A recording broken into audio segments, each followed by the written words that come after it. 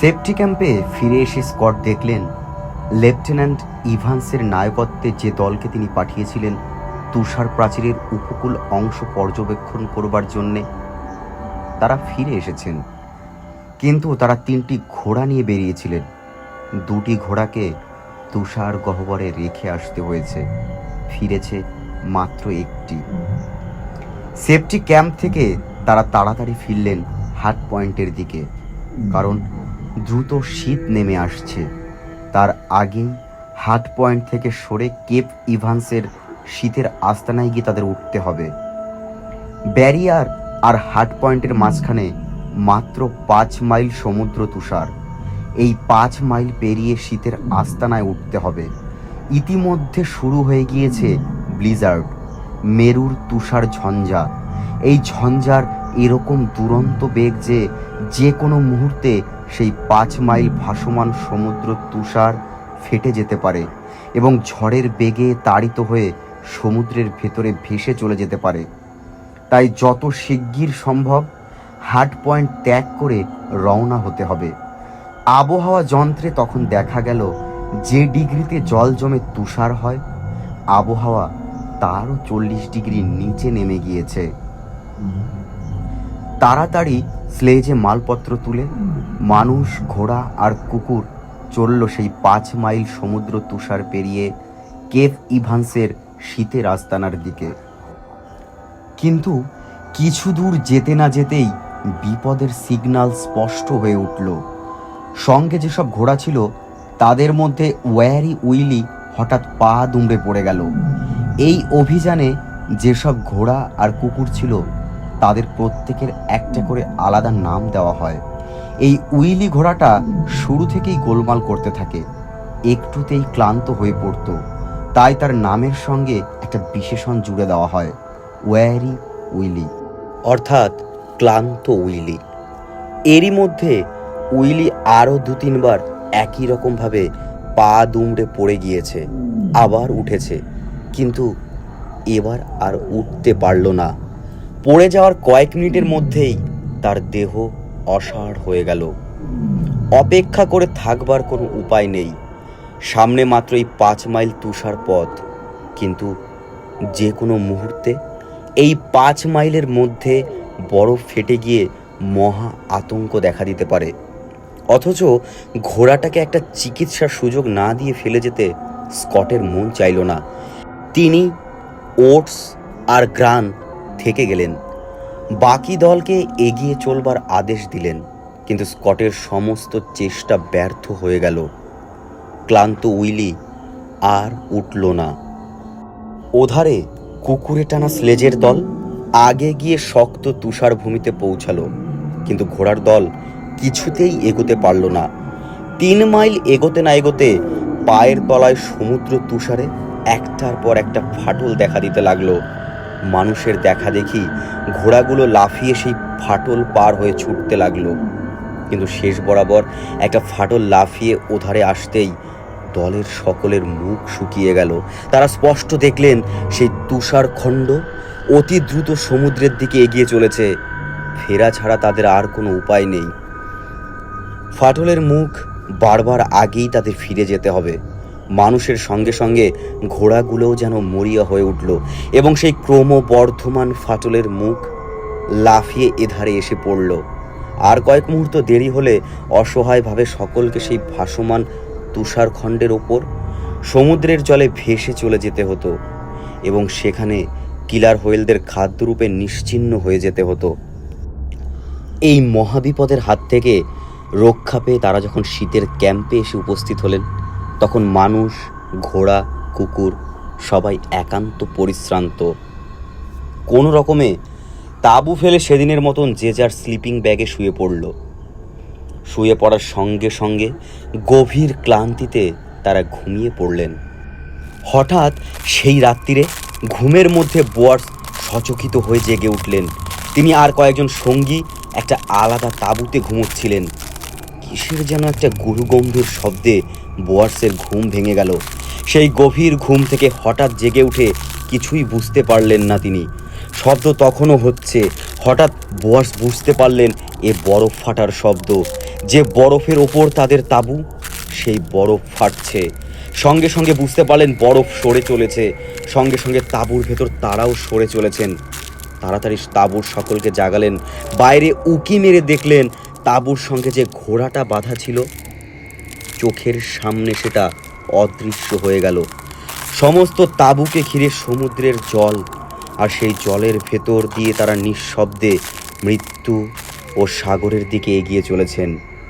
ওধারের সামনে অন্য তাঁবুতে তাদের সঙ্গীরা নিশ্চিন্তে ঘুমোচ্ছেন। এই নিশীথ আতঙ্কের কোনো খবরই তারা জানেন না। এই মহা বিপদের মধ্যে গ্রান বললেন, কোনো রকমে আমি বরফের ওপর লাফিয়ে লাফিয়ে তাঁবুর দিকে যাই নাকি? হ্যাঁ, কি বলো? তাঁবুর সকলকে খবর দিই, নইলে আমাদের নিজেদের চেষ্টায় বাঁচবার কোনো আশা কিন্তু নেই। কিন্তু লাফিয়ে তিনি যাবেন কোথায়? মেরুর সেই নিশীথ রাত্রির রহস্যময় আলোয় কালো কালো মাথা তুলে চারদিক থেকে ছুটে আসছে কিলার হোয়েলের দল। প্রাণ তুচ্ছ করে গ্রান কোনো রকমে একটা লাঠির উপর নির্ভর করে এক তুষারখণ্ড থেকে লাফিয়ে আর এক তুষারখণ্ডে গিয়ে পড়েন। এইভাবে অসাধ্য সাধনের পর গ্রান হাঁপাতে হাঁপাতে স্কটের তাঁবুতে গিয়ে স্কটকে ঘুম থেকে ডেকে তুললেন। তক্ষুনি স্কট বাকি সঙ্গীদের নিয়ে আলপাইন দড়ি আর নানা রকমের উদ্ধারের যন্ত্র নিয়ে ছুটলেন এবং সেই রাত্রিতে নির্দয় প্রকৃতির সঙ্গে সংগ্রামে যেভাবে সেই ভাসমান জীবগুলিকে উদ্ধার করেন, তাকে একটা ছোটোখাটো যুদ্ধ বলা যেতে পারে। আলপাইন দড়ির সাহায্যে তারা কোনো রকমে মানুষগুলিকে উদ্ধার করলেন, কিন্তু দুটি ঘোড়া তখন আর একটা তুষারখণ্ডে অসহায়ভাবে সমুদ্রের দিকে ভেসে চলেছিল। স্কট তাদেরও উদ্ধার করবার জন্যে বদ্ধপরিকর হলেন। ওটস আর বোয়ার্স একটা ছোট নৌকো নিয়ে সেই ভাসমান তুষারখণ্ডের দিকে এগিয়ে চললেন। তুষারখণ্ডের কাছে গিয়ে দেখলেন চারদিকে কিলার হোয়েলদের দল মাথা তুলে তুলে নাচছে। বন্দুকের শব্দ করতে তারা জলের তলায় অদৃশ্য হয়ে গেল। কোনো রকমে একটা ঘোড়াকে বোটে তুললেন, কিন্তু দ্বিতীয় ঘোড়াটা একটা বড় ফাটলের মধ্যে পড়ে গেল। কিছুতেই আর তাকে উদ্ধার করা সম্ভব নয়। হয়তো ইতিমধ্যেই জলের তলা থেকে কিলার হোয়েলরা তার মাংস ছিঁড়ে খাচ্ছে। তার চিৎকারে মেরুরাত্রির মহা নীরবতা যেন আর্তনাদ করে ওঠে। ওটস বুঝলেন তাকে মেরে ফেলাই এখন তার উপর দয়া দেখানো হবে। একটা বন্দুকের গুলির শব্দ হলো, সঙ্গে সঙ্গে ঘোড়াটির আর্তনাদও থেমে গেল। বাকি ঘোড়াটিকে নিয়ে হোয়েলদের গুপ্ত আক্রমণ থেকে নিজেদের বাঁচিয়ে কোনো রকমে ওটস আর বোয়ার্স ফিরে এলেন। ইতিমধ্যেই 7টা ঘোড়া এইভাবে দল ছেড়ে চলে গিয়েছে। রাত্রিতে ডায়েরি লিখতে বসে স্কট নিজের অজ্ঞাতে দীর্ঘশ্বাস ফেলেন। অন্তরে অতি সঙ্গোপনে শীতের দিনের কুয়াশার মতন ছেয়ে আসে এক আতঙ্কের ছায়া, কিন্তু বাইরে কোথাও তার কোনো লক্ষণ প্রকাশ পায় না। দলের লোকেরা দলপতির দিকে চেয়ে দেখেন, তার মুখে প্রশান্ত হাসি, যেন সমস্ত অভিযান একান্ত নিরাপদে এগিয়ে চলেছে। অন্য আর একটা রাস্তা দিয়ে ঘুরে ফিরে 3 দিন লাগলো তাদের হার্ট পয়েন্ট থেকে সমস্ত মালপত্র এনে শীতের আস্তানা গড়ে তুলতে। টেরানোভা ইতিমধ্যে গ্রেট আইস ব্যারিয়ার ধরে বে অফ হোয়েলস পর্যন্ত তটভূমি পর্যবেক্ষণ করবার জন্য বেরিয়েছিল। সেখান থেকে ফিরে এসে সে নিউজিল্যান্ডের দিকে ফিরে গেল ডাক আনবার জন্যে। টেরানোভা থেকে ক্যাম্পবেল শীতের আস্তানায় স্কটের কাছে একটা জরুরি চিঠি পাঠিয়েছিলেন। চিঠি খুলে স্কট দেখেন ক্যাম্পবেল লিখেছেন, বে অফ হোয়েলসের তটভূমিতে দেখলাম আমুন্ডসেনের তাঁবু, নরওয়ের পতাকা উঠছে তাঁবুর মাথায়। সেই সংক্ষিপ্ত সংবাদের ভেতর স্কট বুঝতে পারলেন যে আশঙ্কাকে এতদিন মনের সঙ্গোপনে তিনি চাপা দিয়ে রেখেছেন, সে আজ সত্য হয়ে তার পথ আগলে দাঁড়িয়েছে। তিনি বুঝলেন তারই মতন আমুন্ডসেন শীতের জন্যে বে অফ হোয়েলসে তাঁবু ফেলে অপেক্ষা করছেন। শীত শেষ হবার সঙ্গে সঙ্গেই তিনিও দক্ষিণ মেরুর দিকে যাত্রা করবেন। রাত্রিতে ম্যাপ খুলে অঙ্ক কষে দেখেন আমুনসেন যেখানে তাঁবু ফেলেছেন সেখান থেকে দক্ষিণ মেরু 830 মাইল দূরে। তিনি যেখানে তাঁবু ফেলেছেন সেখান থেকে দক্ষিণ মেরু 900 মাইল দূরে। অর্থাৎ আমুনসেনের চেয়ে 70 মাইল বেশি পথ তাকে যেতে হবে। সামনে মেরুর শীতের দিবসহীন চিররাত্রি। এপ্রিল থেকে সেপ্টেম্বর চিররাত্রির রাজ্য। সূর্যহীন সেই বিচিত্র হিমকণ্টকিত অন্ধকারে তাঁবুতে বসে শুধু অপেক্ষা করে থাকা। এই অপেক্ষা করে থাকার মধ্যে গোপন কাটার মতো একটা দুশ্চিন্তা স্কটের মনে অষ্টপ্রহর বিঁধতে থাকে। আমুনসেন কি তার আগেই অভিযানে বেরিয়ে পড়বেন? সকল দিক দিয়ে ভেবে দেখেন তার সম্ভাবনাই বেশি। আমুনসেন সঙ্গে কোনো ঘোড়া আনেননি, ঘোড়ার বদলে এনেছেন বহু কুকুর। প্রত্যেক কুকুরই মেরু তুষারে স্লেজ টানতে অভ্যস্ত।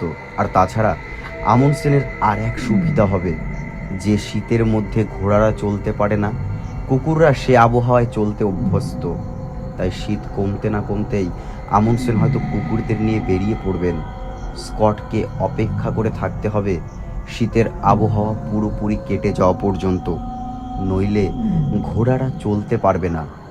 তাছাড়া তার ঘোড়াদের অবস্থা দেখে তিনি আরও আতঙ্কিত হয়ে পড়েন। ইতিমধ্যেই 8টি ঘোড়া মরে গিয়েছে। বাকি যে কটা ঘোড়া আছে তারা যে কোনো কারণে হোক দিন দিন যেন শুকিয়ে যাচ্ছে। নিশ্চয়ই তাদের খাদ্যে কিছু গোলমাল হচ্ছে। ওটস আহার নিদ্রা ভুলে ঘোড়াগুলোর সেবায় অষ্টপ্রহর আত্মনিয়োগ করলেন। ক্যাম্পের লোকেরা ঠাট্টা করে বলতো, ওটসের ঘোড়া এবার ডার্বি জিতবে। এই শীতের কটা মাস তারা সকলে মিলে, ঘোড়া, কুকুর আর মানুষ, একটা বৃহৎ বাংলো ধরনের হাটের ভেতর আবদ্ধ জীবনযাপন করতে বাধ্য হলেন। কিন্তু সেই আবদ্ধ জীবনের ভেতর তারা নানা রকম উপায় উদ্ভাবন করেন, যাতে দেহ, মন আর মস্তিষ্ক অলস না হয়ে যায়। 50 ফিট লম্বা আর 25 ফিট চওড়া একটা বড় ঘর তৈরি করা হয়। তার মাঝ বরাবর বাক্স আর প্যাকিং কেস থাকের পর থাক সাজিয়ে সেটাকে দুভাগে ভাগ করা হয়। এই প্যাকিং কেসের পাঁচিলের একধারে থাকতেন অফিসাররা আর বৈজ্ঞানিকেরা। সেই আয়তনের ভেতরই প্রত্যেক বৈজ্ঞানিক খানিকটা করে জায়গা আলাদা করে নিয়ে তাদের ল্যাবরেটরি গড়ে তোলেন। এইভাবে ফটোগ্রাফার পন্টিং পর্দা ফেলে এরই মধ্যে ছোটোখাটো একটা ডার্ক রুমও করে নিয়েছিলেন। 23 এপ্রিল নাগাদ উত্তর আকাশ থেকে সূর্যের আলোর শেষতম রেখা মুছে গেল। নেমে এলো আলোহীন অবিচ্ছেদ রাত্রির একঘেয়ে অন্ধকার। সেই সঙ্গে একটু একটু করে আবহাওয়া বদলাতে থাকলো। দেখতে দেখতে এলো ব্লিজার্ড আর তুষার ঝঞ্ঝার দিন। 2-3 জন ছাড়া মেরুর সেই তুষার ঝঞ্ঝার সঙ্গে কারোরই পূর্ব পরিচয় ছিল না। তাই তারা প্রত্যেকে সেই ঝড়কে গা সওয়া করে নেবার জন্যে তারই মধ্যে নানা রকমের ব্যায়াম শুরু করে দিলেন। ওটস ঝড়ের ভেতর ঘোড়াদের স্লেজ টানার অভ্যাস করাতে লাগলেন। শীতের শেষে মেরু অভিযানের জন্যে প্রত্যেকেই দেহের দিক থেকে নিজেকে সবল ও সক্ষম করে রাখবার উদ্দেশ্যে নিয়মিত কাজ আর ব্যায়াম শুরু করে দিলেন। যেতে হবে 900 মাইল, আবার ফিরে আসতে হবে সেই 900 মাইল। সুতরাং সেই নিষ্করুণ আবহাওয়ার ভেতর অনিশ্চিত কঠিন তুষার পথে 1800 মাইল হাঁটতে হবে। শরীরের দিক থেকে সম্পূর্ণ সবল না হলে এই কঠিন দায়িত্ব পালন করা অসম্ভব। কিন্তু স্কট জানতেন, শরীরকে সবল ও সক্ষম রাখার চেয়ে ঢের বেশি প্রয়োজনীয় ছিল মনকে সক্ষম ও সতেজ করে রাখা। দীর্ঘদিন শুধু একঘেয়ে খাওয়া আর শোয়ার ভেতর থেকে মন নিস্তেজ হয়ে পড়ে, মস্তিষ্ক অলস হয়ে যায়। তাই শীতের সেই অবরুদ্ধ জীবনে মানসিক ব্যায়ামের জন্যে স্কট নানা রকমের উপায় উদ্ভাবন করলেন। সঙ্গে তারা টাইপরাইটার যন্ত্র নিয়ে গিয়েছিলেন। সেই টাইপরাইটার যন্ত্রের সাহায্যে তারা একটা কাগজ নিয়মিত প্রকাশ করবার ব্যবস্থা করলেন। সেই কাগজের নাম হলো সাউথ পোলার টাইমস। স্কট যখন প্রথম ডিসকভারি অভিযানে আসেন তখন স্যাকেলটন সময় কাটাবার জন্যে এই কাগজ প্রকাশ করার ব্যবস্থার প্রথম প্রচলন করেন এবং সেই কাগজের নাম দেওয়া হয় সাউথ পোলার টাইমস। স্কট সেই প্রথাকে অনুসরণ করে এবারকার কাগজেরও সেই একই নাম রাখলেন এবং চেরি গারার্ড হলেন তার সম্পাদক। এই কাগজ সযত্নে ব্রিটিশ মিউজিয়ামে রক্ষিত আছে এবং মেরু নির্জনতায় প্রকাশিত টাইপ করা এই কাগজ যে কোনো শ্রেষ্ঠ ছাপানো কাগজের মতনই রচনা সম্ভারে পরিপুষ্ট। উইলসন নিজের হাতে এঁকে এই কাগজকে সচিত্র করে তুলতেন। ছাপানো কাগজে যেমন নানা রকমের ফিচার থাকে, এই কাগজেও নতুন নতুন সব ফিচার ছিল। তার মধ্যে সবচেয়ে মজার ছিল রিডার্স কর্নার, পাঠকদের মন্তব্য। এই বিভাগে ওটসের অনেক চিঠি আছে। সম্পাদকীয়ের ওপর কিংবা কোনো প্রবন্ধের ওপর স্লেশ করে ওটস এইসব চিঠি লিখতেন। তাই নিয়ে রীতিমতো বাদানুবাদ শুরু হয়ে যেত। এছাড়া স্কট আর একটা ব্যবস্থা করলেন, দলের প্রত্যেককে নিয়মিত লেকচার দিতে হবে। কে কোন বিষয়ে লেকচার দেবেন তা আগে থাকতেই জানানো হতো।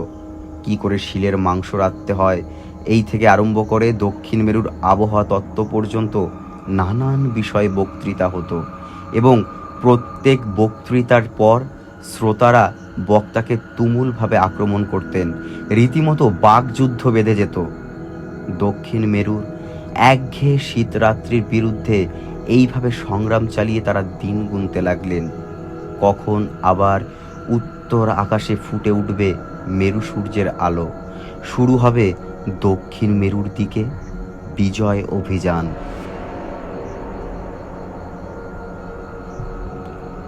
14ই আগস্ট স্কট শীতের আস্তানা থেকে দেখলেন দূরে ইরেবাস পাহাড়ের চূড়া থেকে ধোঁয়ার কুণ্ডলী উঠছে।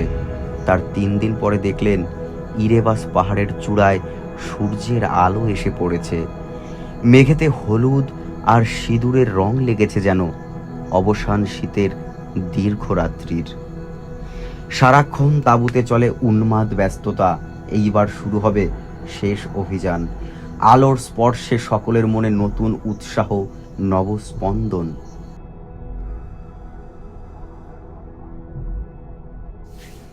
23শে আগস্ট আকাশ রেখাকে উদ্ভাসিত করে দেখা দিল সূর্য। সারাক্ষণ চলে যাত্রার আয়োজন। সকলের চোখে মুখে ফুটে ওঠে স্তম্ভিত উত্তেজনা। সকলের মন দিক রেখাযন্ত্রের সূচের মতন একাগ্র চেয়ে থাকে দক্ষিণ মেরুর দিকে। শীতের দীর্ঘ দিন ধরে স্কট অভিযানের প্ল্যান তৈরি করেন। সেই প্ল্যান অনুসারে প্রথমে একদল যাবে 2টো মোটর স্লেজ নিয়ে। যদি পথে মোটরের যন্ত্র খারাপ হয়ে যায় তাহলে দলের লোকদেরই স্লেজ টেনে এগুতে হবে। মোটর স্লেজের পরে যাত্রা করবে ঘোড়ায় টানা স্লেজের দল। স্কট কুকুরদের উপর একরকম ভরসা ত্যাগ করেছিলেন, তাই ঠিক করলেন সব শেষে এই কুকুর টানা স্লেজের দল যাত্রা করবে। তাদের স্লেজে থাকবে ঘোড়াদের খাদ্য। 1 টন ডিপো পর্যন্ত তারা এই খাদ্য নিয়ে যাবে।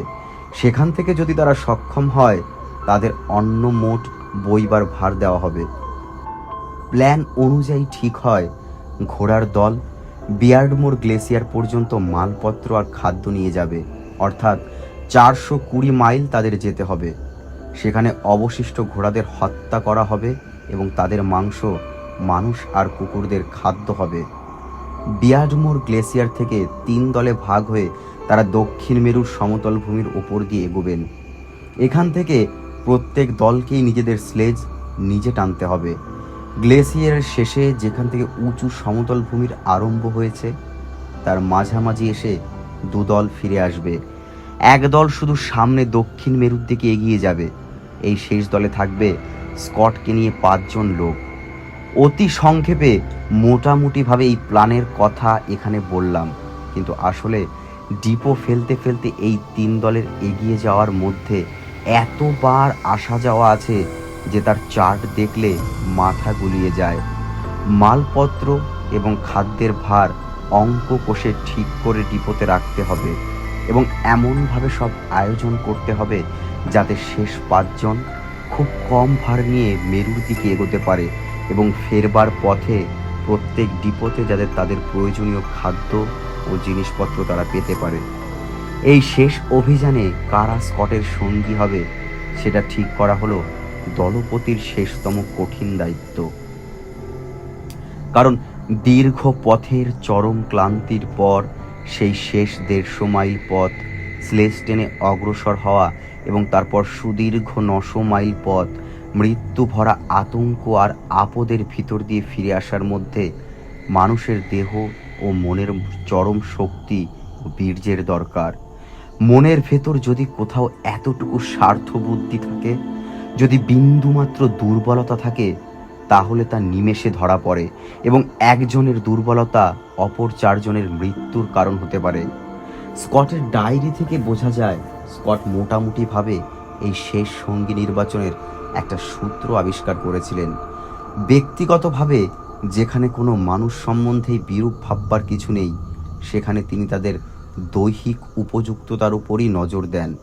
এখানে দৈহিক উপযুক্ততা মাপবার সবচেয়ে বড় জিনিস হলো কে কতখানি মেরুর সেই প্রচণ্ড শীত সহ্য করতে পারবে। এই সম্পর্কে স্কটের নিজের একটা বিশ্বাস ছিল যে যারা বয়সে তরুণ তারা মাঝামাঝি বয়সের লোকদের অপেক্ষায় কম শীত সহ, অর্থাৎ তরুণ দেহের উপরই শীতের প্রভাব বেশি হয়।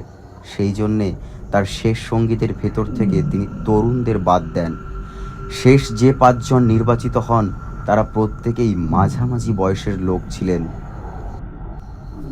2রা নভেম্বর, আমাদের ঘড়িতে তখন রাত 8টা। শীতের আস্তানা ত্যাগ করে প্ল্যান অনুযায়ী আগে পরে তারা যাত্রা শুরু করলেন দক্ষিণ মেরুর দিকে। স্কটের মনে নীরবে জেগে ওঠে জিজ্ঞাসা, আচ্ছা আমুনসেন এখন কোথায়? পূবে, পশ্চিমে, দক্ষিণে পড়ে আছে তুষার মহাদেশ, তুষারের মরুভূমি, যার আয়তন 4 কোটি বর্গ মাইল। দক্ষিণ মেরু মহাদেশ সৃষ্টির অনাদিকাল থেকেই বিরাট মহাদেশ। আকাশ পৃথিবী জোড়া মহা নিস্তব্ধতায় এমনই পড়ে আছে। আজ তার বুকে পদরেখায়কে এগিয়ে চলেছে সর্বজয়ী মানুষ। দুর্বার তার পণ, সে পৌঁছবে গিয়ে তার হৃদকেন্দ্রে। 4 কোটি বর্গ মাইল তার কাছে অজানা পড়ে আছে। মস্তিষ্ক অভিমানী মানুষ কিছুতেই তা সহ্য করবে না। পৃথিবীর সমস্ত রহস্য সে জানবে, অজ্ঞেয় কিছু থাকবে না তার কাছে। যেখান থেকে তারা যাত্রা করলেন দক্ষিণ মেরুর কেন্দ্র হলো সেখান থেকে 900 মাইল দূরে। এই 900 মাইল পথের প্রথম অংশ হলো গ্রেট আইস ব্যারিয়ার, যেখানে এসে বিয়ার্ডমোর গ্লেসিয়ারে শেষ হয়েছে। সমুদ্রের দিক থেকে দক্ষিণে মাইলের পর মাইল গিয়ে এই ব্যারিয়ার অঞ্চল পাহাড় ঘেরা গ্লেসিয়ারে শেষ হয়েছে। সেখান থেকে শুরু হবে এই অভিযানের দ্বিতীয় পর্ব। পাহাড় ঘেরা গ্লেসিয়ার পেরিয়ে যেতে হবে দক্ষিণ মেরুর মালভূমিতে। তৃতীয় পর্ব হলো দক্ষিণ মেরুর এই মালভূমি অতিক্রম করে দক্ষিণ মেরুর কেন্দ্রে গিয়ে পৌঁছানো।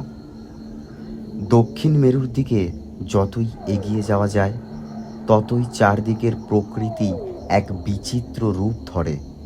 যেদিকে চাও, যত দূরে চাও, শুধু একই দৃশ্য, একই তুষার শুভ্রতা, চিহ্নহীন, ছেদহীন, বৈচিত্র্যহীন, নিঃশব্দ এক মহা শুভ্রতার অনন্ত বিস্তার। এখানকার আবহাওয়ায় ধুলোর কণা নেই, বাতাসে নেই জলবিন্দু। সূর্যের আলো তাই এখানে বিচিত্র রকমের স্বচ্ছ। এই বিচিত্র আবহাওয়ার জন্যে এখানে পদে পদে মানুষ মরীচিকা দেখে, ভয়াবহ মরীচিকা। আলোর বিচিত্র কম্পনের জন্যে এখানের দূর থেকে সব জিনিসকেই বিকৃত দেখায়। চলতে চলতে হঠাৎ মনে হবে সামনে যেন অসংখ্য সাদা গরু চড়ে বেড়াচ্ছে। 10 মাইল দূরে যে তাঁবু রয়েছে মনে হবে যেন 2 পা গেলেই সে তাঁবুতে পৌঁছানো যাবে। যতই এগিয়ে চলো ততই তাঁবু দূরে সরে যায়। কিছুক্ষণ পরে মনে হয় যেন একটা বিচিত্র দেশের মধ্যে দিয়ে তারা চলেছে, যেখানে দৈর্ঘ্য বা প্রস্থতা বলে কিচ্ছু নেই। আবহাওয়াও ক্ষণে ক্ষণে বদলে যায় এবং এই পরিবর্তন এত দ্রুত আর এত আকস্মিক যে আত্মরক্ষার অবকাশ পাওয়া যায় না। মিনিটে মিনিটে মেরু প্রকৃতির রূপ বদলাতে পারে। এই আকাশ ভরা ঝলমল সূর্যের আলো কয়েক পা যেতে না যেতেই কোথা থেকে ধেয়ে এলো ঘন কালো মেঘ। দেখতে দেখতে উঠল ঝড়। কয়েক নিমেষের মধ্যে তা গর্জে ওঠে ব্লিজার্ডে। তক্ষুনি তাঁবু ফেলে অপেক্ষা করতে হয় যতক্ষণ না ব্লিজার্ড যায় থেমে। ব্লিজার্ড বা তুষার ঝঞ্ঝার মধ্যে সবচেয়ে অসুবিধা হয় ঘোড়াদের। চোখে মুখে বরফ বসে যায়, তারা চলতে আর পারে না। স্কটের দুর্ভাগ্য, দু একদিন এগুতে না এগুতে পর্যায়ক্রমে আসতে শুরু করলো ব্লিজার্ড আর তুষারের বাধা। বাধ্য হয়েই অপেক্ষা করতে হয়। অপেক্ষা করা মানে নষ্ট হয়ে যায় রুটিন বাঁধা, নষ্ট হয়ে যায় বহুমূল্য সময়, অকারণে নষ্ট হয় হিসেব করা খাদ্য, গতি হয়ে আসে স্লথ। কোনো রকমে গড়পড়তা দিনে 10 মাইল করে তারা এগোতে লাগলেন।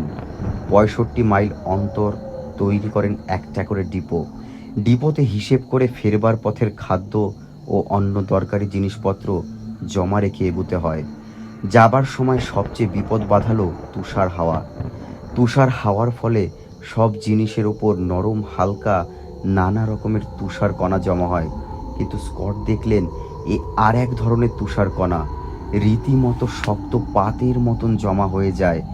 মোটর যন্ত্রের উপর এমনভাবে জমা হতে থাকে যে যন্ত্র বন্ধ হয়ে আসে। হাতের আঙুল সে তুষার সংস্পর্শে এলে অবশ হয়ে যায়। কয়েকদিনের অভিযানের পরই তারা তাঁবুতে নিজেদের চেহারা দেখে অবাক হয়ে যান। ইতিমধ্যেই সকলের দাড়ি গোঁফ বুনো মানুষদের মতন গজিয়ে উঠেছে। দাড়ি কামাবেন তার উপায় নেই। মেরু অভিযানে দাড়ি কামানো বা কাপড় চোপড় পরিষ্কার করা, এমনকি স্নান করা রীতিমতো ব্যয়সাধ্য বিলাসিতার ব্যাপার। কারণ এসব কাজের জন্যে জল চাই। জল পাবার একমাত্র উপায় হচ্ছে আগুনে বরফ গলিয়ে জল তৈরি করা। আগুন জ্বালাতে গেলেই স্পিরিট বা কয়লা খরচ করতে হবে। মেরু অভিযানে আগুন তৈরি করবার জিনিসগুলি এত প্রয়োজনীয় যে ব্যক্তিগতভাবে পরিষ্কার পরিচ্ছন্ন থাকার দরুন তা খরচ করা চলে না। এইভাবে 15ই নভেম্বর তারা 1 টন ডিপোতে এসে একত্রিত হলেন। মাত্র 130 মাইল তারা এগিয়ে এসেছেন। স্কট শঙ্কিত হয়ে পড়েন। গতির মাত্রা না বাড়ালে সমস্ত টাইম টেবিল ওলট পালট হয়ে যাবে। 29শে নভেম্বর তারা বিয়াডমোর গ্লেসিয়ারের প্রবেশ মুখে এসে দাঁড়ালেন। সকালে তাঁবু থেকে চেয়ে দেখেন আকাশ পরিষ্কার হয়ে গিয়েছে। সামনেই মেঘের দিকে মাথা তুলে দাঁড়িয়ে আছে গ্লেসিয়ার সংলগ্ন সমস্ত পাহাড়। চারিদিকে 1500 মাইল ব্যাপী তরঙ্গায়িত হয়ে রয়েছে এই পাহাড়ের শ্রেণী। নিতান্ত ছোটোখাটো পাহাড় সব নয়, কোনো কোনো পাহাড়ের চূড়া প্রায় 15,000 ফিট উঁচু। ঘোড়াদের অবস্থা দেখে স্কট শঙ্কিত হয়ে পড়লেন। সন্দেহ হয় গ্লেসিয়ারের এই দুরূহ পথ পেরিয়ে ঘোড়ারা মালভূমিতে পৌঁছতে পারবে কিনা। ওটস আশ্বাস দেন তিনি যেমন করে পারেন ঘোড়াদের দিয়ে এ কাজ করিয়ে নেবেন। পাহাড় শ্রেণীকে পাশে রেখে আবার অভিযান এগিয়ে চলল।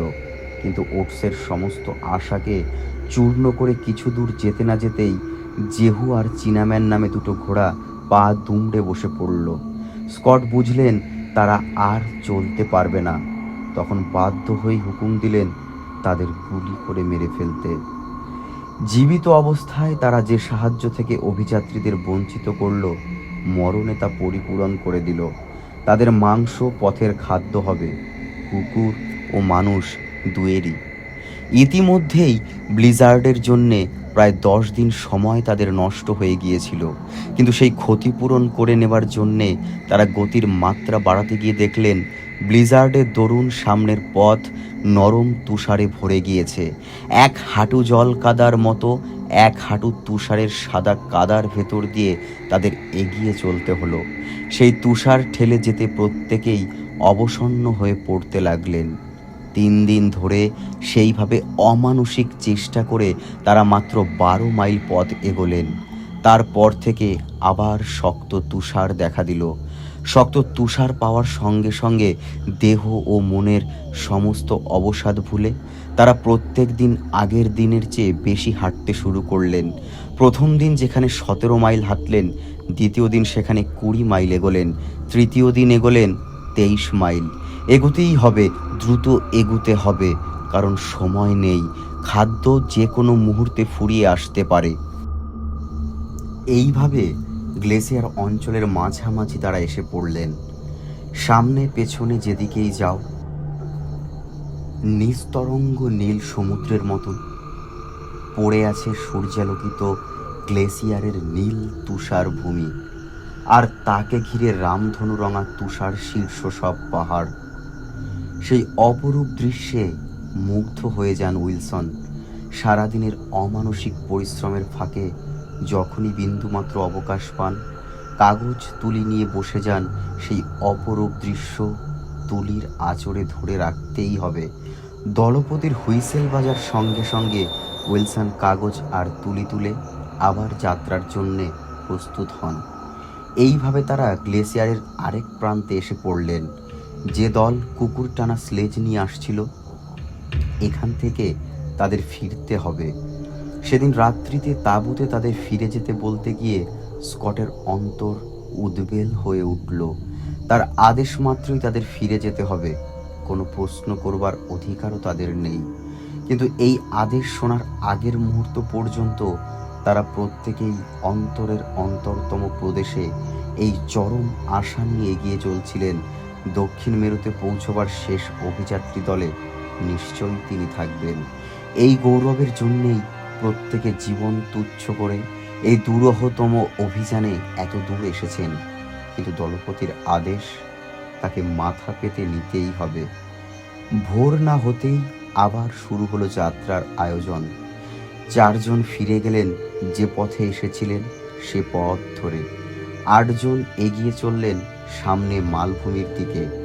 বিদায়ের সময় এক অকথিত নীরব বেদনা সকলকেই মুহ্যমান করল, কিন্তু বাইরে বিন্দু মাত্র দীর্ঘশ্বাসে তা কেউ প্রকাশ করলেন না। প্রত্যেক ডিপোতে ভার নামাতে নামাতে এখন প্রত্যেক যাত্রীর ভাগ 400 পাউন্ড থেকে 190 পাউন্ডে নেমে এসেছে। কিন্তু দেহের সেই চরম অবসন্ন অবস্থায় সেই ভার টেনে বরফের ভেতর দিয়ে এগিয়ে চলা অমানসিক শক্তির দরকার। 3রা জানুয়ারি তারা গ্লেসিয়ার পেরিয়ে মালভূমিতে এসে দাঁড়ালেন। সেখান থেকে দক্ষিণ মেরু আর মাত্র 146 মাইল দূরে। কিন্তু সেদিন রাত্রিতে তাঁবুতে কেউ আর কারোর সঙ্গে কথা বলতে পর্যন্ত পারলেন না, কারণ তারা জানতেন রাত পেরিয়ে ভোর হলেই দলপতি আরও 3 জনকে সেখান থেকে ফিরতে আদেশ করবেন। বাকি 5 জন এগিয়ে যাবেন দক্ষিণ মেরুর দিকে জীবনের সর্বশ্রেষ্ঠ গৌরবের অর্জনে। কোন 3 জন ফিরে যাবে? এই মহা গৌরবের দ্বার প্রান্তে এসে নীরবে ফিরে যেতে হবে কাকে? সেদিন রাত্রিতে কারুরই চোখে এলো না ঘুম। ভোর না হতেই সংযত কণ্ঠে স্কট ঘোষণা করলেন, লেসলি, ক্রিস আর লেফটেন্যান্ট ইভান্সকে ফিরে যেতে হবে। শেষ অভিযানে তার সঙ্গে যাবেন ওটস, উইলসন, সিম্যান, ইভান্স আর বোয়ার্স। নীরবে যাত্রার আয়োজন শেষ হলো। বিদায়ের সময়ে প্রত্যেকে চোখ তুলে দেখেন, প্রত্যেকের চোখে জল। 5 জন লোক সেখান থেকে এগিয়ে চলল দক্ষিণের দিকে। 3 জন লোক ফিরল উত্তরে। উত্তরমুখী লোকেরা দাঁড়িয়ে দেখে শুভ্র তুষারের সমতল ভূমির ওপর দিয়ে 5টি লোক ধীরে ধীরে এগিয়ে চলেছে। যোজনান্ত শুভ্র তুষারের বুকে 5টা কালো দাগ, সেই তাদের শেষ দেখা।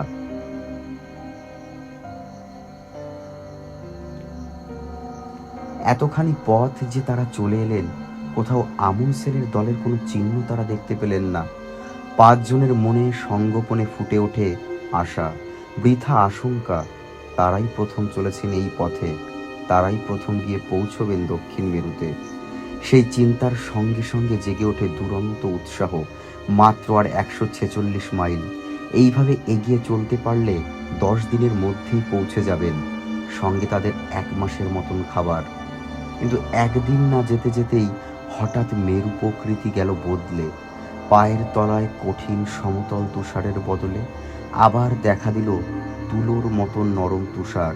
সে তুষারের ভেতর দিয়ে স্কি টেনে যাওয়া অসম্ভব।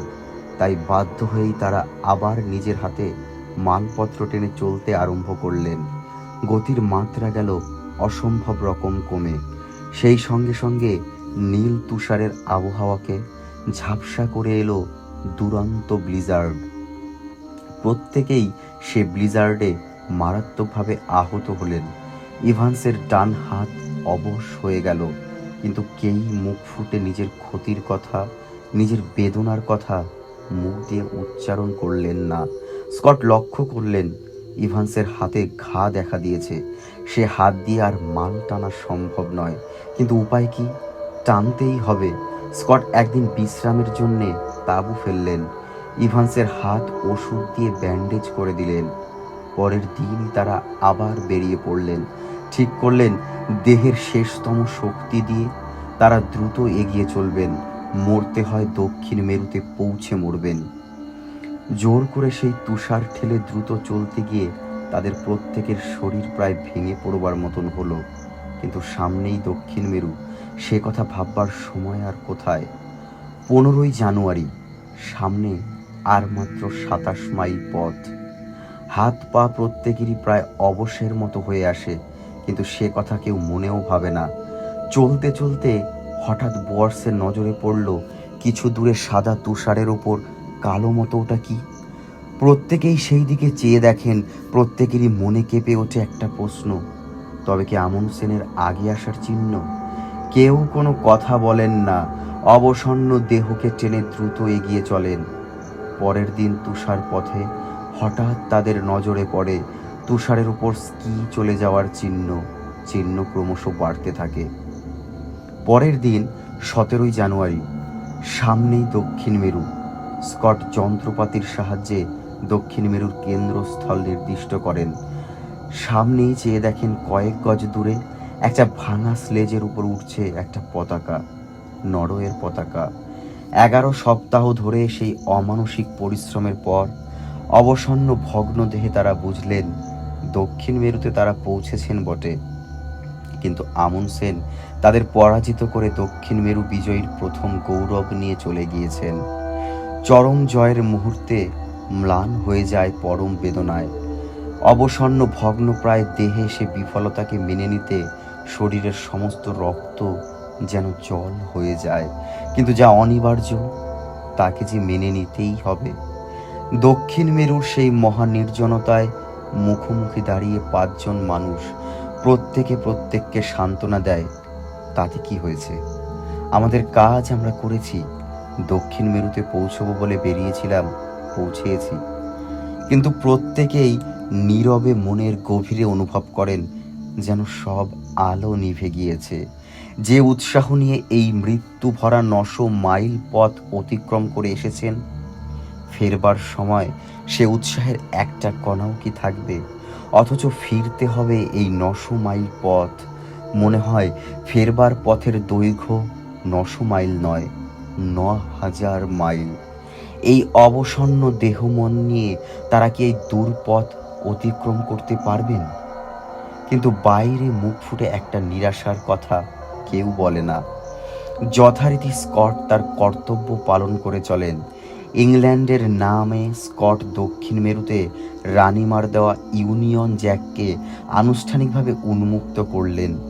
সঙ্গীদের ডেকে বললেন, জয় পরাজয় জানি না, তবে আমরা আমাদের কর্তব্য কিন্তু পালন করেছি।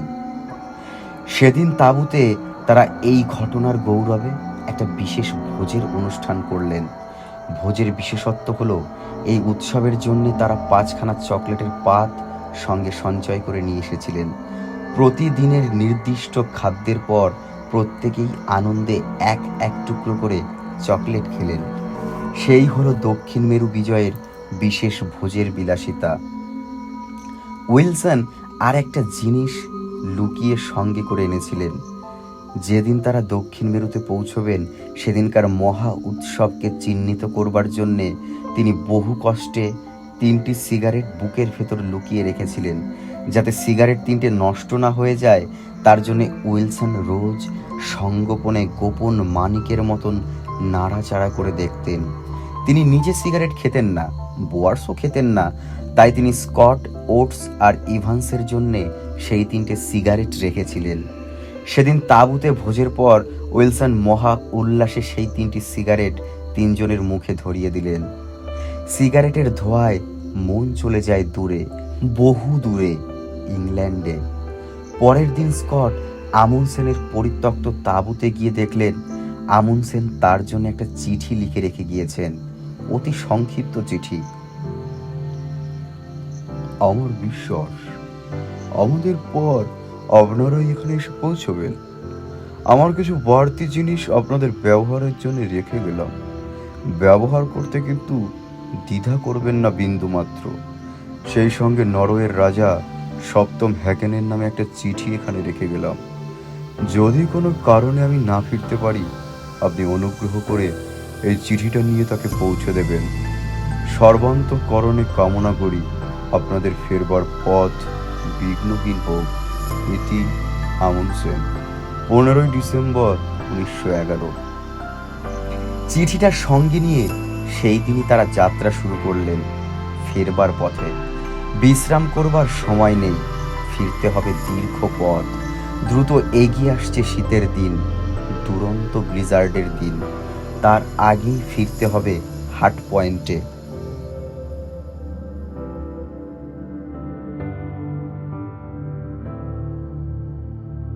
ফিরে চলে অবসন্ন ক্লান্ত দেহে 5টি প্রাণী, ফিরে চলে ইতিহাসের অমর লোকে। সর্বপ্রথমের জয়মালা নিয়ে গেলেন আমুনসেন, কিন্তু তার চেয়েও মহা গৌরবের জয়মালা অপেক্ষা করেছিল তাদের জন্য ফেরবার পথে।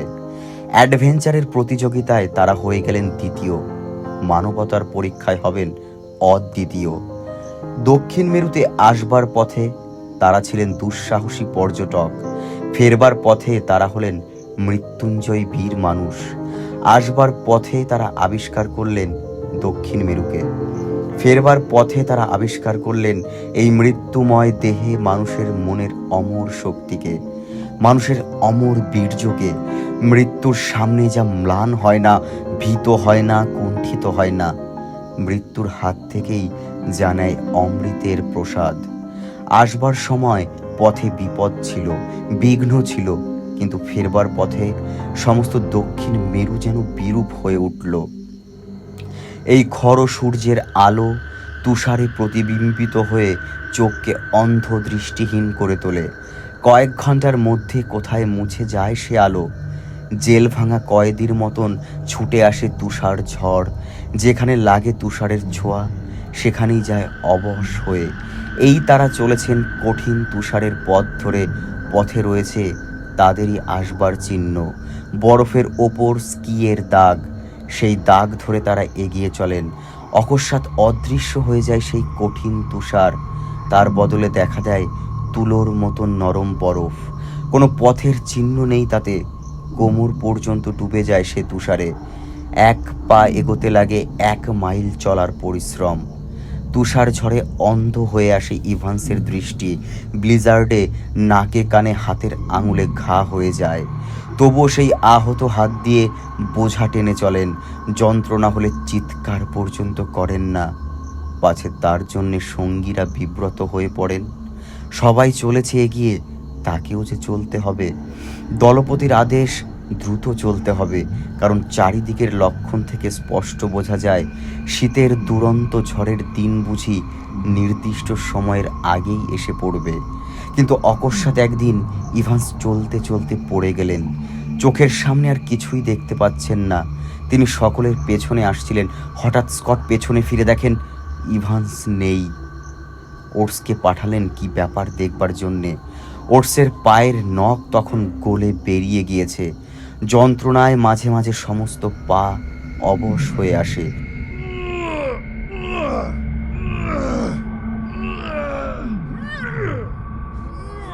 তবু ওটসের মুখে একটা যন্ত্রণার চিহ্ন নেই।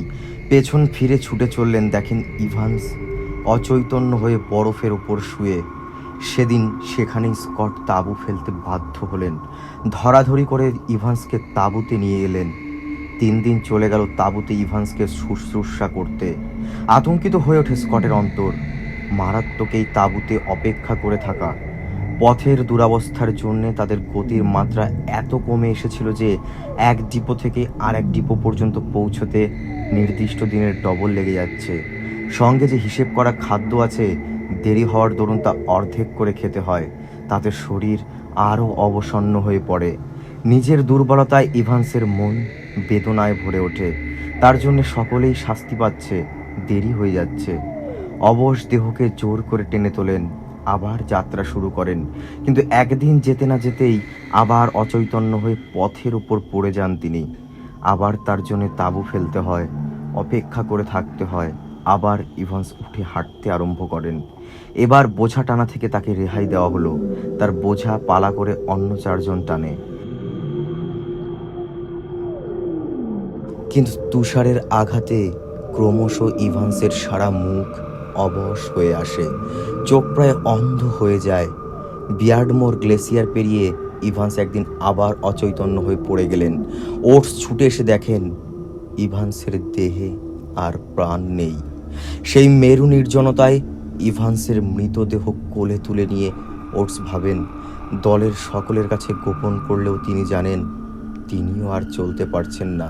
কিন্তু সে কথা মুখ ফুটে বলবারও তার অধিকার নেই। নীরবে সেই চিহ্নহীন তুষারে ইভান্সের মৃতদেহকে সমাহিত করে চারজন এগিয়ে চলেন। কিন্তু এমন একদিন এলো যখন ওটস আর চলতে পারেন না। পায়ের আঙুলের ডগায় সব ঘা হয়ে গিয়েছে। অসহ্য যন্ত্রণায় অধীর হয়ে একদিন রাত্রিতে তাঁবুর ভেতর শুধু উইলসনের কানে কানে তিনি বললেন, বন্ধু বল, আমি কি করব? দীর্ঘশ্বাস ফেলে উইলসন বললেন, তবু আমাদের চলতে হবে। তবু চলতে হয়। প্রত্যেকেরই দেহ অবসন্ন, প্রত্যেকেরই দেহের কোনো না কোনো অংশ তুষারে আর ঝড়ে অবশ পঙ্গু হয়ে গিয়েছে। বরফের ফাটলে পড়ে গিয়ে স্কটের গোড়ালি দুমড়ে ফুলে যায়। পা সোজা করে ফেলতে পারেন না। তবু চলতে হয়, তবুও তাদের সম্মুখে এগিয়ে যেতে হয়। কিন্তু গতি হয়ে আসে অসম্ভব রকমের স্লথ। এমন সময় অকস্মাৎ সময়ের আগে নেমে এলো দক্ষিণ মেরুর শীতের দিনের তুমুল তুষার ঝড়। বাতাস নয়, ঝড় নয়, শুধু ধাববান তুষার কণা। ঘন্টায় 60 মাইল বেগে ছুটে চলেছে তীরের মতন তুষারের বৃষ্টি। এক হাত সামনে কিচ্ছু দেখা যায় না। কোথায় পথ, কোথায় ডিপো, কে জানে। সেই অন্ধ করা তুষার ঝঞ্ঝার ভেতর তাঁবু ফেলতে গিয়ে প্রত্যেকেই তুষার আহত হয়ে পড়েন। তাঁবুর ভেতর ঘুমোবার ব্যাগ পর্যন্ত ভিজে ওঠে। পায়ের ভিজে জুতো আর শুকোতে চায় না। নিঃশব্দে তাঁবুর ভেতর চারজন অপেক্ষা করে থাকেন, কখন কবে এই তুষার ঝঞ্ঝা থামবে।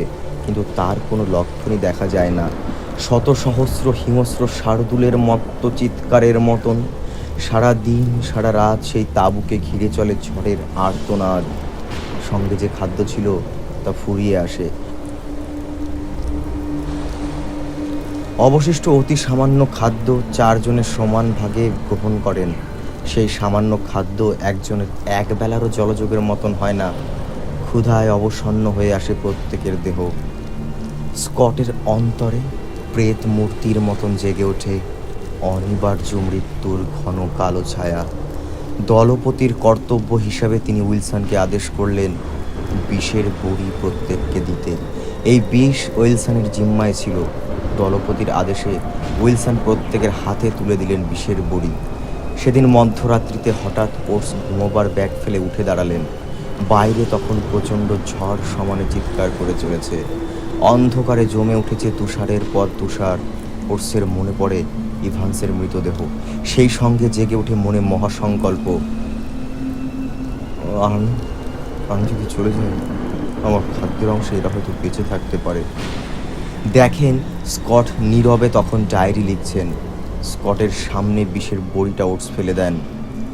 বিষ খেয়ে মরা সে তো পরাজয়ের সম। স্কট ঘাড় তুলে জিজ্ঞাসা করেন, কি ব্যাপার ওটস? শান্ত কণ্ঠে ওটস বলেন, আমি বাইরে যাচ্ছি, হয়তো ফিরতে দেরি হবে। সঙ্গে সঙ্গে ওটস সেই ব্লিজার্ডের মধ্যে বেরিয়ে পড়েন। আর তিনি ফিরে এলেন না। বাইরে গর্জন করে চলে ব্লিজার্ড। তাঁবুর ভেতর মহানীরবে 3টি প্রাণী অপেক্ষা করে থাকে মহা অনিবার্যের জন্যে। কারোর মুখে কোনো অভিযোগ নেই, কোনো হাহাকার নেই, কোনো চঞ্চলতা নেই। সঙ্গে মাত্র 2 দিনের মতন সামান্য খাদ্য, আগুন জ্বালাবার জন্যে সামান্য মাত্রায় স্পিরিট। পরের দিন ব্লিজার্ডের বেগ একটু কমে আসে। স্কট বলেন, এভাবে সংগ্রাম থেকে সরে থাকার কোনো মানে হয় না। এখনো যখন দেহেতে শক্তি রয়েছে বসে থাকবো কেন? সেই ঝড়ের ভেতর তাঁবুর আশ্রয় ছেড়ে তিনজনে বেরিয়ে পড়েন। অবসন্ন দেহকে কোনো রকমে টেনে তারা দুদিন আরও এগিয়ে চলেন। কিন্তু তৃতীয় দিনের দিন ব্লিজার্ডের বেগ আবার দুরন্ত হয়ে উঠল। আবহাওয়া 0 ডিগ্রির 40 ডিগ্রি নিচে নেমে গেল। চোখ মুখ তুষার ঝাপটায় রক্তহীন হয়ে যায়, সমস্ত শরীর অবশ হয়ে আসে। সেই ঝড়ের মধ্যে কোনো রকমে তারা তাঁবু ফেললেন, কিন্তু হাত পা আর চলে না। সঙ্গে যেটুকু স্পিরিট ছিল তা দিয়ে আগুন জ্বেলে তিনজনে 3 কাপ চা খেলেন। কাল সকালে আর কোনো খাদ্য থাকবে না, আগুন জ্বালবার জন্যে আর 1 ফোঁটা তেল থাকবে না। তাঁবুর ভেতর অবসন্ন ক্লান্ত দেহে তিনজন উঠে দাঁড়ান। সৈনিকের মতন পাশাপাশি মাথা রেখে সোজা করে দাঁড়ান। সমস্বরে 3 বার জয়ধ্বনি করে ওঠেন। 3 cheers for England! Hip hip hooray! 3 cheers for England! Hip hip hooray! 3 cheers for England! Hip hip hooray! তারপর যে যার ঘুমোবার ব্যাগে শুয়ে পড়েন। সে শয্যা থেকে তারা আর জেগে ওঠেননি, অথচ সেখান থেকে আর মাত্র 11 মাইল দূরে ছিল 1 টন ডিপো, প্রচুর খাদ্য। 11 দিন তারা সেই তাঁবুতে প্রায় উপবাসের মধ্যে বেঁচেছিলেন। 11 দিন ধরে সমানে ব্লিজার্ড বইতে থাকে, প্রায় সমস্ত তাঁবু বরফে ঢাকা পড়ে যায়। স্কটের ডায়েরি থেকে বোঝা যায় উইলসন আর বোয়ার্সের মৃত্যুর পর সর্বশেষে তিনি দেহত্যাগ করেন। তাঁবুর বাইরে মৃত্যু গর্জন করছে, আর্তনাদ করছে ওটস আর ইভান্সের আত্মা। তাঁবুর ভেতর চোখের সামনে পড়ে অবশিষ্ট 2 সঙ্গীর মৃতদেহ। স্কট তার ডায়েরিতে লিখেছেন দেশবাসীর কাছে তার অন্তিম চিঠি। হাতের লেখার মধ্যে এতটুকু দুর্বলতার কাঁপুনি নেই, চিঠির ভাষার ভেতর এতটুকু নেই কাতরতা, নিজের জন্যে নেই বিন্দুমাত্র ব্যাকুলতা। তখনও তিনি দলপতি, এবং দলপতির শেষ কর্তব্য হিসেবেই সেই চিঠি তিনি লিখছেন। সে মুহূর্তে সজ্ঞানে মৃত্যুকে উত্তীর্ণ হয়ে গিয়েছেন তিনি লিখেছেন, তাহলে লেখবার শক্তি দ্রুত কমে আসছে, তবু আমাকে এই চিঠি শেষ করতে হবে। আমার জন্য নয়, আমার বীর সহযাত্রীরা যেভাবে মেরুর মহানির্জনতায় মানুষের চরম বীর্যের পরিচয় দিয়ে গেলেন, তার কাহিনী জগতের জানা দরকার। আমি যে এই অভিযানে এসেছিলাম তার জন্য এতটুকু ক্ষোভ আমার নেই, আমার নিজের জন্য বিন্দুমাত্র দুঃখ করবার কিছু নেই। আমি আনন্দিত আমার এই অভিযানে নতুন করে আমরা প্রমাণ করে গেলাম ইংল্যান্ড এখনো বেঁচে আছে। প্রমাণ করে গেলাম ইংল্যান্ডের লোক বাধা বিঘ্নে ভেঙে পড়ে না, মৃত্যুকে সামনে দেখে সংগ্রাম ছেড়ে পালায় না। যখন নিজের অভাব প্রচণ্ড, তখনও সে তার সঙ্গীকে আনন্দে সাহায্য করতে বিমুখ হয় না। মৃত্যুর মুখোমুখি তার জাতির মর্যাদাকে সে ভোলে না। বীরের মতো অকম্পিত অন্তরে আজও সে প্রয়োজন হলে মৃত্যুকে বরণ করতে পারে। বিপদের পথে আমাদের পা বাড়াতে হয়েছিল, আমরা জেনে শুনে সে বিপদের পথে অগ্রসর হয়েছিলাম। অকস্মাৎ দুর্যোগ এসে পদে পদে আমাদের সমস্ত হিসেব গুলিয়ে দিয়েছে, আমাদের পদে পদে বিপন্ন করে তুলেছে, কিন্তু তার জন্যে কোনো অভিযোগ আমরা করছি না। নত মস্তকে অনিবার্যকে স্বীকার করে নিয়ে জীবনের শেষ মুহূর্ত পর্যন্ত আমাদের কর্তব্য আমরা করে গিয়েছি। শুধু একটা অন্তিম মিনতি আমি এখানে করে যাচ্ছি আমার দেশবাসীদের কাছে। ইংল্যান্ডের মর্যাদা রক্ষা করবার জন্যেই যারাই দক্ষিণ মেরুতে প্রাণ দিয়ে গেল, ইংল্যান্ডের লোকেরা তাদের পোষ্যদের যেন না বলে। যদি আমরা বেঁচে থাকতাম, মানুষের বীর্য, মানুষের সহন শক্তি, মানুষের চরিত্রবল সম্বন্ধে এমন কাহিনী শোনাতে পারতাম যাতে প্রত্যেক ইংরেজের অন্তর গর্বে উদ্বেল হয়ে উঠত। তবু আংশিকভাবে আমার এই ডায়েরিতে আমার সহযাত্রী বীরদের যেটুকু পরিচয় আমি রেখে যেতে পারলাম, তার সঙ্গে মিলিয়ে আমাদের মৃতদেহ হয়তো সে কাহিনীকে সম্পূর্ণ করে তুলবে। এই চিঠি লিখবার পর বোধহয় মৃত্যুর অন্তিম মুহূর্তে মনে পড়ে মায়ের কথা, স্ত্রীর কথা, জীবনের অন্তরঙ্গ বন্ধু সাহিত্য স্রষ্টা স্যার জেমস ব্যারির কথা। প্রত্যেককেই একখানা করে চিঠি লেখেন তিনি। শেষ চিঠি সাহিত্যিক বন্ধুকে লেখেন, আমার বিশ্বাস আপনার কবি মন জেগে উঠত সৃজনের অপার আনন্দে। যদি কোনো রকমে এই মুহূর্তে আপনি আসতে পারতেন আমাদের তাঁবুতে, শুনতে পেতেন মৃত্যু পথযাত্রীদের মুখে জীবনের অকুণ্ঠ জয়ধ্বনি। মানুষের বিরাট ইতিহাসে আমরা মাঝে মাঝে এই রকম মুহূর্তের দেখা পাই, যে মুহূর্তে এই মরণশীল মানুষই হয়ে ওঠে মরণজয়ী দেবতা। 8 মাস বরফের মধ্যে সেই তাঁবুতে তাদের মৃতদেহ পড়েছিল। 8 মাস পরে এক সন্ধানী দল এসে তাদের মৃতদেহ খুঁজে পায়। ওটস আর ইভান্সের মৃতদেহের কোনো সন্ধান পাওয়া যায়নি। মেরু তুষারের তলায় তাদের দেহ নিশ্চিহ্নভাবে সমাহিত হয়ে যায়। যে তাঁবুতে স্কট আর তার 2 জন সঙ্গীর মৃতদেহ পাওয়া যায়, সেইখানে একটা মণ্ডপ তৈরি করে বিরাট একটা ক্রসের চিহ্ন তোলা হয়। আজও দক্ষিণ মেরুর জনহীন নির্জনতায় সেই ক্রস দাঁড়িয়ে আছে, মানুষের মৃত্যুঞ্জয়ী বীর্যের স্মরণ চিহ্ন স্বরূপে।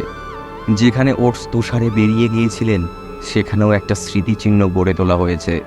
সেই স্মৃতিচিহ্নের গায়ে ওটসের পরিচয় স্বরূপ শুধু লেখা আছে, এরই কাছাকাছি কোথাও ঘুমুচ্ছেন ওটস, জগতের একজন সত্যিকারের ভদ্রলোক। এই ঘটনার 20 বছর পরে ইংল্যান্ডের লোকেরা স্কটের স্মৃতির সামনে একটা মেরু মিউজিয়াম গড়ে তোলেন। তার দরজায় স্কটকে স্মরণ করে 2 লাইন কবিতা লেখা আছে, he sought the secrets of the pole, he found the secrets of God. অর্থাৎ তিনি গিয়েছিলেন মেরুর রহস্য আবিষ্কার করতে, পেলেন ভগবানের রহস্যের সন্ধান।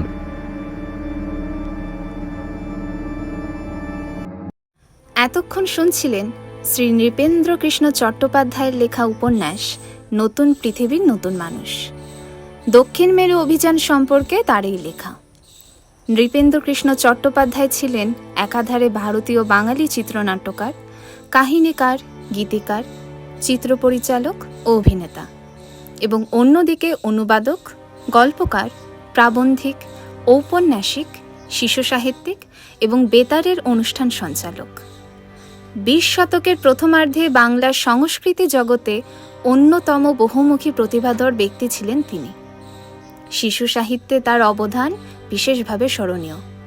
আজকের গল্পের কথকের চরিত্রে ও সমগ্র গল্প পরিচালনায় প্রসূন, আবহ সাউন্ড ও মিক্সিংয়ে যথাক্রমে ইন্দ্র ও প্রসূন।